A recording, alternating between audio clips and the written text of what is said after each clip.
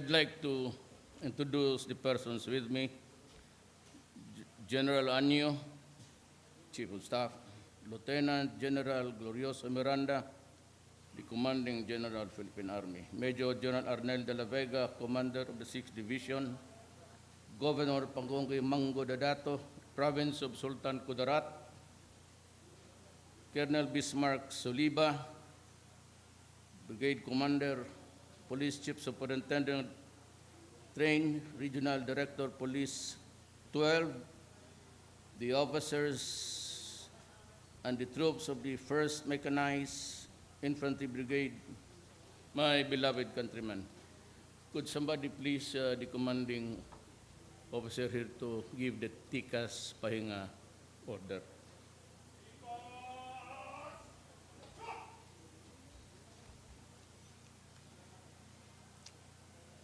Meron akong speech. Alam mo, sayang naman kung hindi ko basang gumawa nito. I do not read speeches. But since it is part of our trouble at present, may I just read it? It is my pleasure to be here today as we honor and commend our brave men and women in uniform who selflessly risk their lives in the name of peace and freedom. As our forces valiantly pursue the mission of quelling rebellion in Marawi City, let me assure our soldiers that the Filipino people is completely behind you in this fight to restore order and maintain peace in Mindanao. I came here to personally recognize the valuable contribution of the 1st Mechanized Brigade in our efforts to neutralize the enemy. As reinforcement of our operations in Marawi, we have already dispatched the infantry company of the 1st Mechanized Brigade, composed of 3 officers, 62 enlisted men, personnel, and armored vehicles. I am certain that these efforts will play a crucial role as we wrap up our operations in the next few days. The experience of the 1st Mechanized Brigade in facing various threats, groups in Mindanao and Sultan Kudarat will greatly contribute to our efforts to completely crush the rebels hiding throughout the city. I also commend the men and women of the 1st Mechanized Brigade for your commitment in enforcing martial law within the parameters set by the Constitution.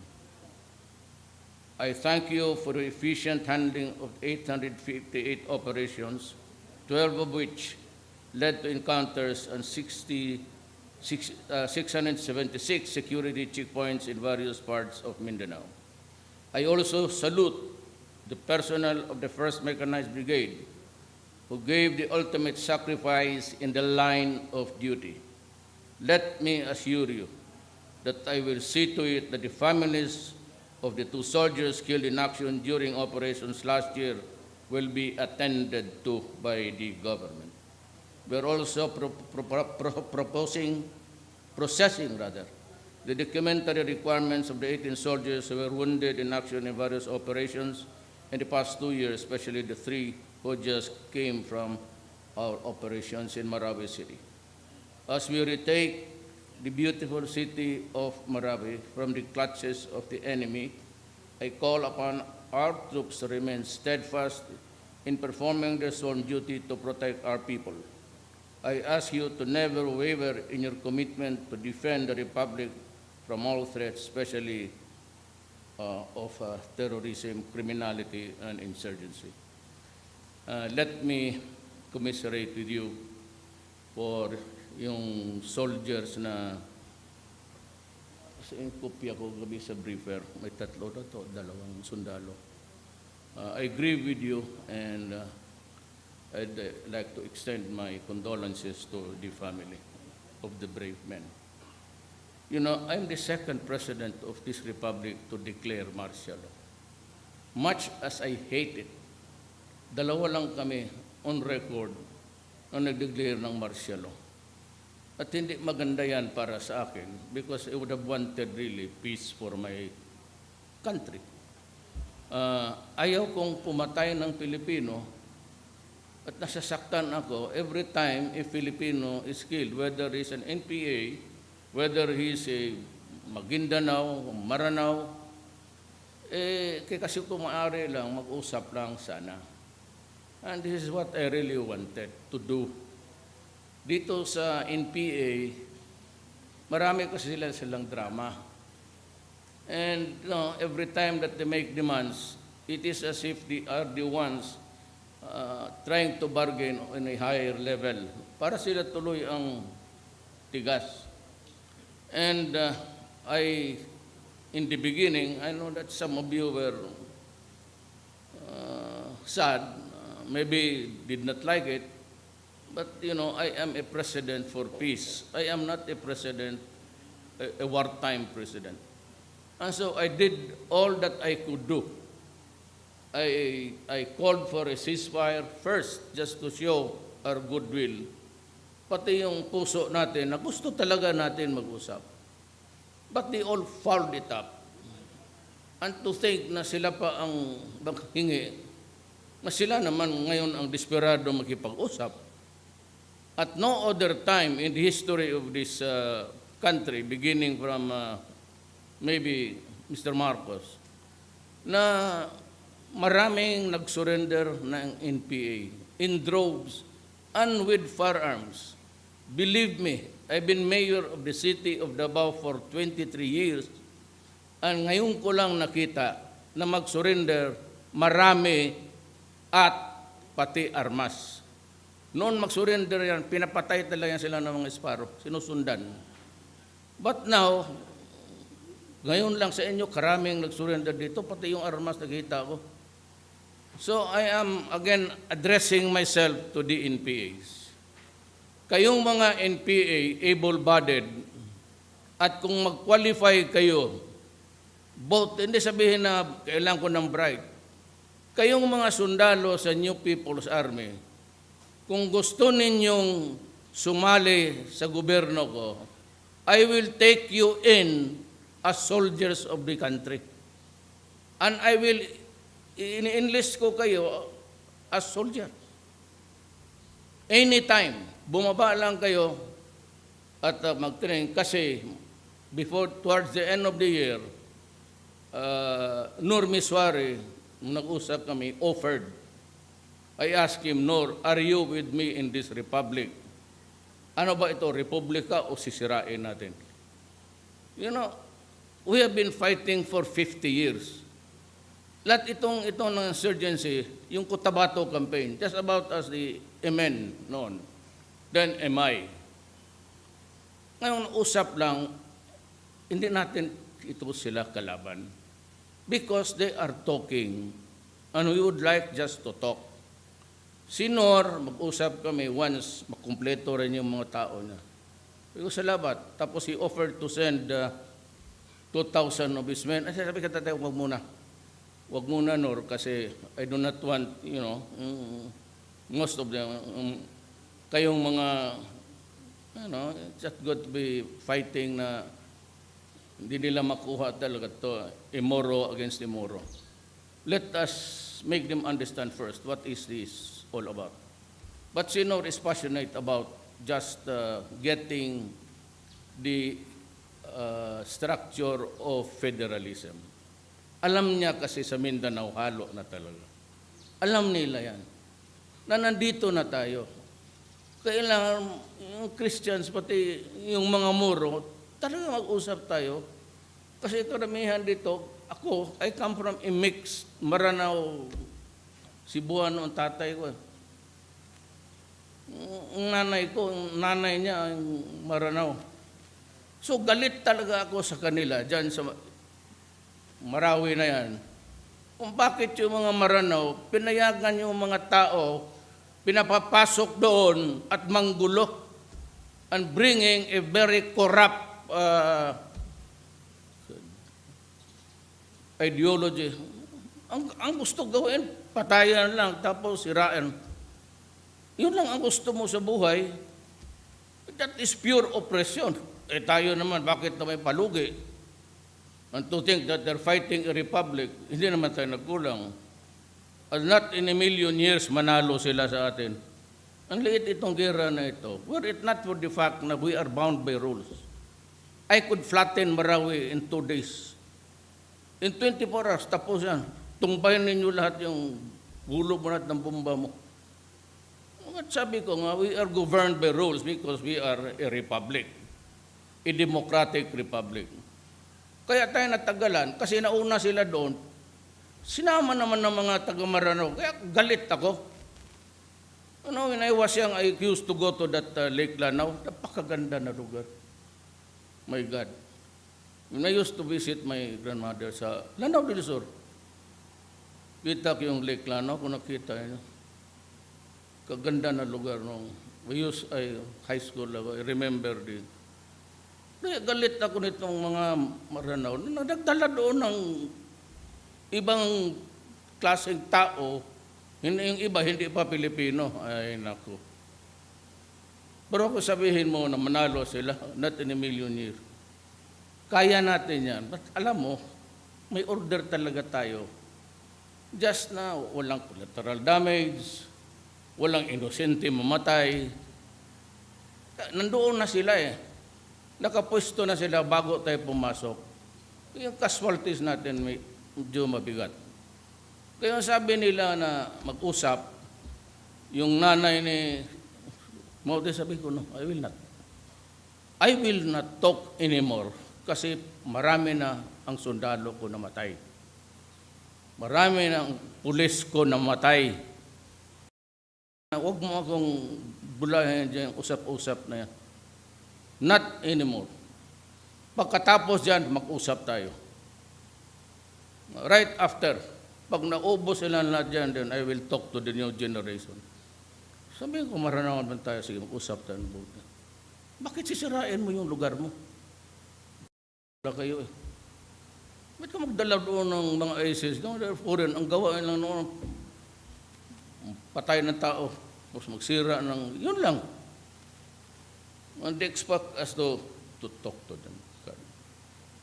I'm only willing to talk to Norm Iswari of the MNLF, Murad, ang NPA. Just give me the document na signed by the Norwegian government also, because they offer the good offices for us to talk to them. So, ibigay mo yung dokumento at mag-usap tayo. Kung wala yan, we have been fighting, I said, for 50 years. You want us to fight for 50 years? Ganun ang gusto ninyo? Purgatorio yan sa Pilipino to be there for 50 years. But pag ayaw ninyo, di sige.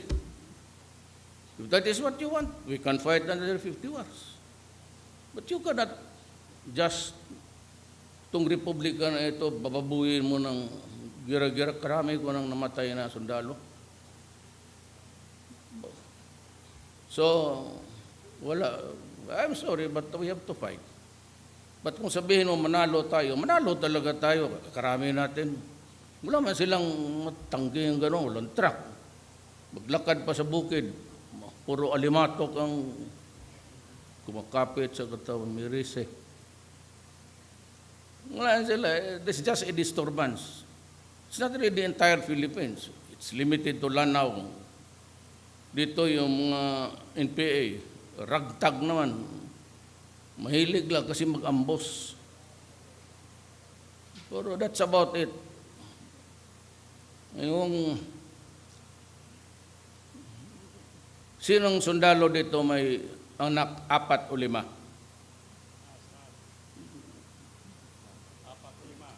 4, 5. Kaya pauwiin ka kaagad ngayon. Kasi pag punta ako sa ospital, magtanong ako, bata, taga saan ka? Baga, Tugigaraw, sir.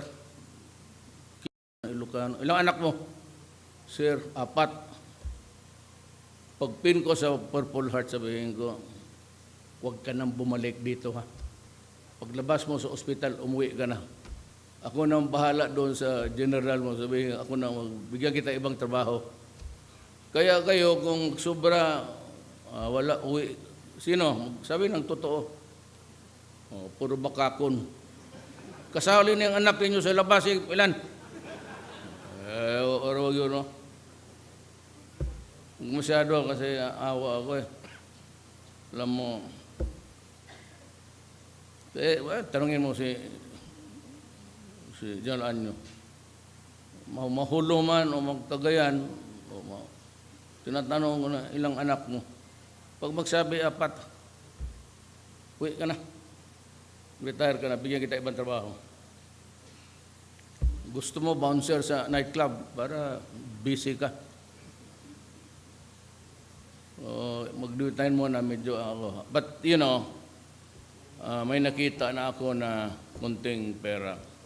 I promised you that I will set up a foundation independently of the ordered benefits na nakuha ninyo. Ito para lang talaga sa edukasyon. Hindi sa pagkain. Para ito sa edukasyon lang ng mga anak ninyo. Buhay o patay, na makita mo na may nakita na akong 20 billion. Madagdagan ko lang before my end, the end of my term. If I can just raise another 30 billion, okay na kayo. Okay na, yung kita lang yan. Hindi ko ibigay na sa mga ano yan. Ibigay ko diretso ko sa bangko. Ibangko ko. That 50 billion will can take care of the education of all of your children. Hindi yan, independently akong mag-retire ka dyan. No. Basta ito yung, this will assure. Kung nasa labas ng kapwa, you save it for the next, yung mga apo. But wala na kayong problema dyan sa edukasyon sa mga bata. So yan ang, I promise you, there is already the 20 billion. Over the years, dagdagan ko na lang para sigurado. Hindi ninyo maubos yan, 50 billion sa interest. It's about, malaki. Sili, mga 70 million. Hindi na ninyo maubos yan. Ilan man lang rin ang sundalo natin. Hindi masyado marami. That I can assure you. At saka, yung anong kailangan ninyo na hindi maibigay ng command, baka makatulong ako. Anytime. Just call me. Sa lahat ng mga wounded personnel, mayroon yan silang card, pati yung cellphone. But if you can just,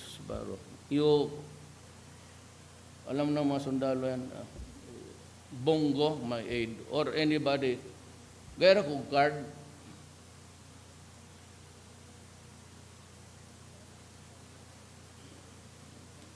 yung card na binibigay ko. Kung ano mang problema ninyo, hindi niyo ma-solve. Gaya na, idemanda kayo dahil babae kayo, dalawang anak. Ay, kung mademanda na kayo, bigami, huwag ka lumapit sa akin, kaya pareho ang kasalanan natin. Ito ito yung card, piluin ko.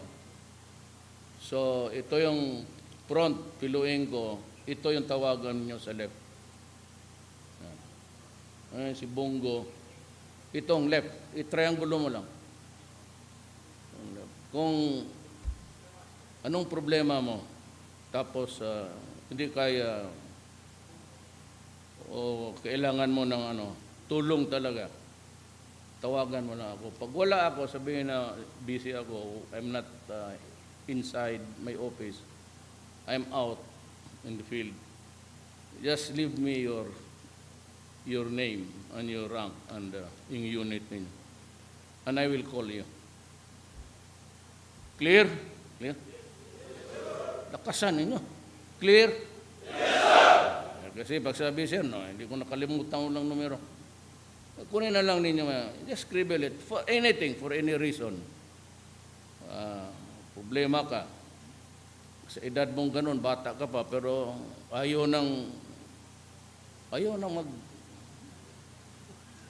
tindig yung ninyo. Siguro na understand. Yan, pwede yan, pa-opera natin. Palaki. Ayan, sundalo. So, taguin niyo yan. Let me again kay may salute sa lalo na yung namatay. And I will be there to protect you. Regarding martial law, mga droga, and droga fueled martial law. Because martial law was declared because of terrorism. Or it was a direct fundraising nila. Lahat yung mga Kristiyanos, pati yung Moro, nagmamanufacture ng droga, went into sa... Kaya itong, sabihin ko nga sa mga Moro talaga leader, okay magkumpiyansa nitong mga balik Islam? Ginagawa lang kayo ng gago niya. Ito yung mga kriminal, that's to seek protection, sumasali dyan. And it's because of the drug money, they were funding the terrorism. So pagka droga, it's part of rebellion. Kasali yan. Kasi ang pera na yan, hinihingi ng NPA, hinihingi ng mga terorista, it is partly responsible for what is going on now. So kasali yung droga because that is what really funded terrorism. Walang pera, tinignan na namin. Ang ISIS nagpapadala ko konti. Alam mo sinong pinaka-regular na binibigyan ng pera ng mga ISIS? Yung police, si Noblesa, yung babae. She was assigned sa Region 11 sa forensics. Kita namin doon sa yung bangko, transmittal. Yun, isa lang yun, nakita namin. Pero ba wala, dito lang yan. They're funding the drug or protecting the drug para may magasto sila. So that is included in the crime of rebellion now. Part of the arms, part of the funding. And I said, do not be afraid. Wala kayong sagutin. I and I alone. Ako lang ang managot nito lahat. Hindi kayo, ako. At the end of the day, ako ang magpakulong kung nagkamali kayo. Kaya huwag kayong magkamali pagka hindi ka tumatama. Pag tinamaan lahat, tama yan lahat, may tama. Ang mali, yung hindi ka makatama. So ako ang magsagot ng lahat ng tinatamaan ninyo. So just obey your commanding officers. Work hard, do not die, do not be shot at mabuhay ka, mananalo tayo, maliliit na bagay lang to. Very simple. We can, I said, if we are not a civilized nation, we can finish this war in 24 hours. But because of the soldiers, kunin yung numero ha. And let me know if you need anything.